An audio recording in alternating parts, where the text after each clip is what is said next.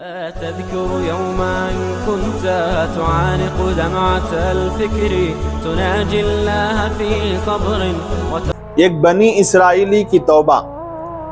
حضرت کعب احبار سے بنی اسرائیل کے ایک شخص کا واقعہ منقول ہے کہ وہ ایک فاحشہ عورت کے پاس گیا اور زنا کیا اور غسل کرنے ایک نہر میں اترا تو نہر سے آواز آئی کہ اے فلاں، کیا تجھے شرم نہیں آتی؟ کیا تو نے اس سے پہلے اس گناہ سے توبہ نہیں کر لی تھی؟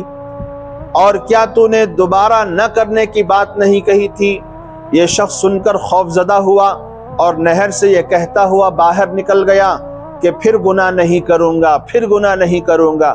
پھر وہاں سے وہ ایک پہاڑ پر چڑھ گیا جہاں 12 آدمی اللہ کی عبادت میں مشغول تھے، یہ بھی ان میں شامل ہو گیا۔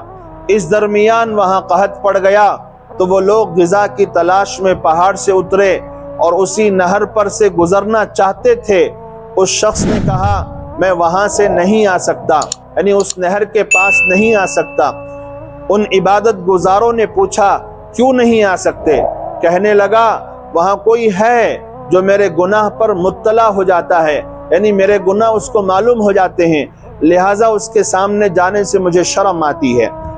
وہ لوگ اس کو چھوڑ کر آگے بڑھ گئے اور نہر پر پہنچے تو ندا آئی کہ وہ تمہارا ساتھی کہاں ہے؟ ان لوگوں نے بتایا کہ وہ یہاں آنے سے شرماتا ہے کیونکہ یہاں کوئی ہے جو اس کے گناہ پر مطلع ہو جاتا ہے۔ آواز آئی سبحان اللہ، جب تم میں سے بھی کوئی اپنی اولاد سے یا رشتہ دار سے ناراض ہو جاتا ہے اور وہ اپنی برائی سے رجوع کر لیتا ہے تو تم اسے معاف کر دیتے ہو، اسی طرح یہ تمہارا ساتھی بھی گناہ کا مرتکب ہوا تھا مگر اس نے سچی توبہ کر لی تو میں نے بھی اس کو معاف کر دیا اور اس کو چاہتا ہوں لیکن وہ آیا نہیں، لہٰذا تم لوگ اس کو خبر دے دینا۔ التوابین میں یہ واقعہ منقول ہے۔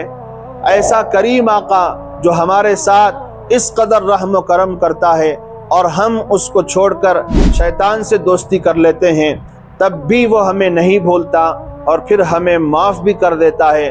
اس کی نافرمانی گناہ کرنا کیا شرافت انسانی کے خلاف نہیں؟